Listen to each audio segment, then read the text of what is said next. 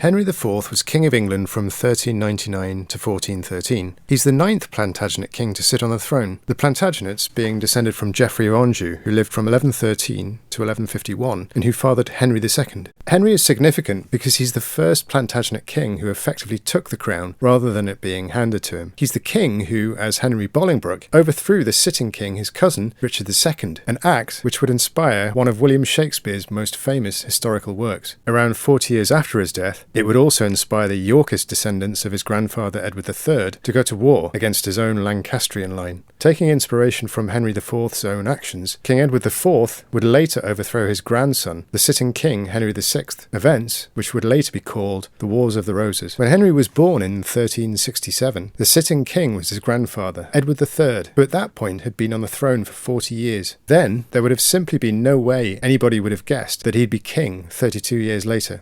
This is because in the 1360s, his father's eldest brother, Edward the Black Prince, was in line to inherit the crown. And even though the prince was never crowned Edward IV, because he died before Edward III, the rules of succession meant the crown then passed to the Black Prince's son, Richard II. Let's take a look in our timeline to see where Henry IV fits. He's here, his rule ending just over 600 years ago. Henry wasn't the first Plantagenet to dethrone a sitting king. If you've watched our previous videos, you'll know that Edward III himself had done the same thing to Edward II, albeit with the help of his mother and her lover, Roger Mortimer. The difference was that Edward III had been directly in line to inherit the throne anyway. He just helped things along by joining a conspiracy to overthrow his father. Henry IV wasn't. As the son of John of Gaunt, the Black Prince's younger brother, Henry was in the line of succession, but only distantly. At the time of Henry's birth in Bolingbroke Castle in Lincolnshire, his father was the Duke of Lancaster, and as such was one of England's richest men. He'd inherited the title in 1361 when his wife's father died. Her father, Henry Gromont, the previous Duke of Lancaster, had been generously rewarded as one of Edward III's top military leaders. It would be the descendants of John of Gaunt's House of Lancaster that would go head-to-head with the descendants of his younger brother Edmund, the Duke of York, less than 100 years later during the Wars of the Roses. Henry grew up alongside his cousin, the future Richard II, and the two young boys were made Knights of the Garter together. As already mentioned, in 1376, the heir to the crown, Edward the Black Prince, died. Edward III finally passed away himself in 1377, and Henry's 10-year-old playmate was crowned Richard II. But how did Henry Bolingbroke end up overthrowing his cousin? You can learn more about Richard II's reign by watching our previous video. But by 1387, the still young king had fallen out of favour with England's aristocracy by surrounding himself with a small clique of favourites. In the late 1380s, a group of barons confronted the king, demanded that he expel his favourites, and then effectively took control of the country, keeping Richard II in place only as a figurehead. It was known as the Lords Appellant rebellion. One of those who took part in the revolt stepped forward King Henry's cousin, one Henry Bolingbroke. After that, Henry decided to do what every rich kid in his position does these days: travel abroad in search of an adventure. To that end, in the early 1390s, he took part in the siege of Vilnius before making a pilgrimage to Jerusalem.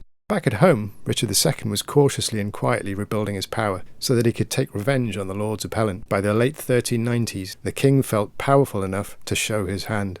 He had two of the original appellants executed and the others banished from the kingdom. Though not one of the inner core of the conspiracy, Henry had nevertheless been involved.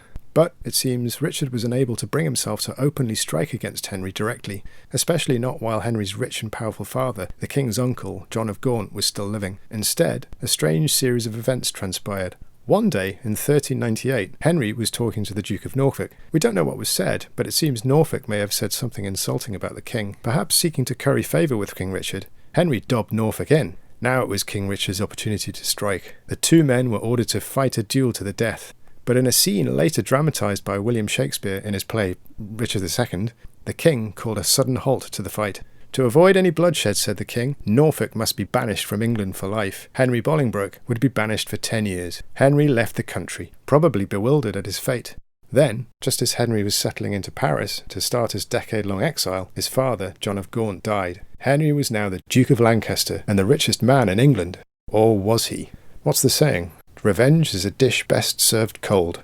Richard II seized everything and stopped Henry from inheriting his father's lands, title and wealth. Henry was furious. He snuck back into England, raised an army, and toppled Richard II. Richard was imprisoned in Pontefract Castle, where he later died, rumoured to have been murdered. In September 1399, Henry Bolingbroke was crowned King Henry IV. His 14-year reign is unfortunately not nearly as exciting as his path to seizing the crown.